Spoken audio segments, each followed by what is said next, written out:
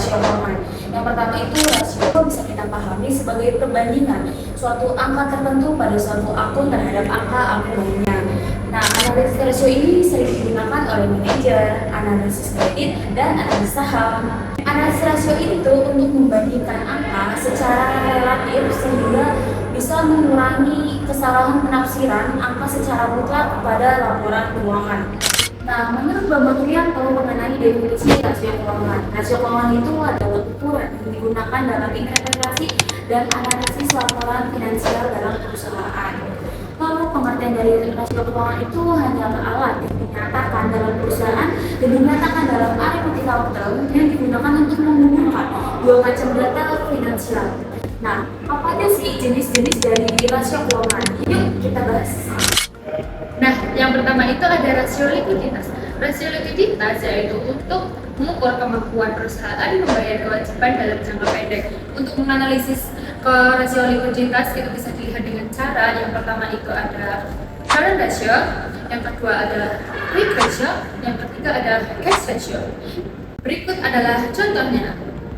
Salah satunya itu current ratio dengan rumus. Oke.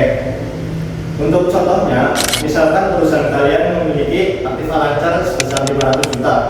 Nah, lalu kalian memiliki utang lancar itu 250 juta. Nah, jadi untuk menghitungnya, kalian harus membagikan aktiva lancar dengan utang lancar, atau 500 juta dibagi dengan 250 juta dikalikan dengan 100%. Jadi total dari itu, dari current ratio-nya adalah 200%. Nah, berarti kalau misalkan keluarnya 200%, maka perusahaan kalian dianggap perusahaan yang sehat.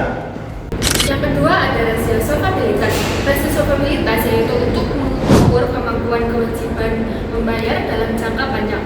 Untuk menganalisis atau menghitung rasio solvabilitas yaitu dengan cara yang pertama ada debt to asset ratio, yang kedua ada debt to equity ratio. Yuk kita lihat contohnya. Oke teman-teman, yang kedua ada rasio solvabilitas, di mana salah satunya ada debt to asset ratio dengan rumus. Nah, untuk contohnya misalkan kalian memiliki total hutang 400 juta dan kalian memiliki total aktif atau 200 juta, maka untuk menghitungnya 400 dibagi dengan 800 dikalikan dengan 100%, maka hasilnya adalah 50%. Nah, arti dari 50% ini menandakan bahwa separuh dari aset kalian dibiayai oleh hutang. Yang ketiga ada rasio profitabilitas. Rasio profitabilitas itu untuk menilai seberapa besar perusahaan menghasilkan laba. Untuk mengetahui atau menganalisis rasio profitabilitas yaitu dengan cara yang pertama ada net profit margin, yang kedua ada return of equity, yang ketiga ada return of investment. Yuk kita lihat contohnya. Yang ketiga ada rasio profitabilitas, salah satunya net profit margin dengan rumus. Contohnya, misalkan perusahaan kalian memiliki pendapatan penjualan sebesar 800 juta dan kalian memiliki laba setelah pajak 160 juta, maka untuk menghitung net profit marginnya 160 dibagi 800 dikalikan dengan 100%, maka hasilnya adalah 20%. Artinya setiap 100.000 penjualan, maka 20.000-nya adalah laba bersih untuk perusahaan kalian. Yang keempat yaitu rasio aktivitas. Rasio aktivitas yaitu untuk mengetahui seberapa efektif perusahaan memanfaatkan asetnya. Untuk mengetahui atau menganalisis rasio aktivitas yaitu dengan cara yang pertama yaitu perputaran persediaan, yang kedua perputaran piutang, yang ketiga perputaran aktiva. Yuk kita lihat contohnya. Yang keempat ada rasio aktivitas, salah satunya ada total aset turnover dengan rumus.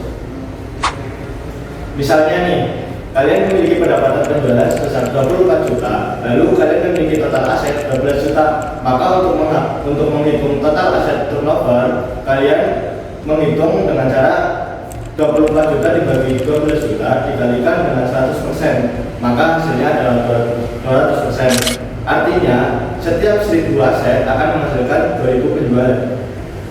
Yang kelima yaitu rasio pasar. Rasio pasar yaitu untuk menilai perusahaan dari sudut pandang investor.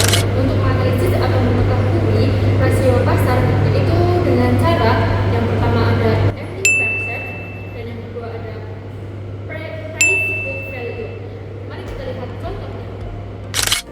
Nah, yang terakhir teman-teman ada rasio pasar, di mana salah satunya adalah earning per share dengan rumus. Misalnya nih, perusahaan kalian memiliki laba bersih 2 juta, lalu kalian memiliki jumlah saham 10.000 lembar. Untuk menghitung earning per share adalah 2 juta dibandingkan 10.000, hasilnya adalah 200.000. Artinya setiap lembar saham akan menghasilkan 200.000. Jadi kesimpulannya, rasio keuangan itu bisa membantu kita untuk memahami kondisi perusahaan. Yang pertama ada likuiditas untuk utang jangka pendek, Yang kedua ada aktivitas untuk efisiensi aset. yang ketiga ada solvabilitas untuk kesehatan jangka panjang, Yang keempat ada profitabilitas untuk keuntungan. dan yang terakhir ada pasar untuk saham. Dengan cara ini kita bisa lebih memahami apakah sebuah perusahaan sehat atau tidak.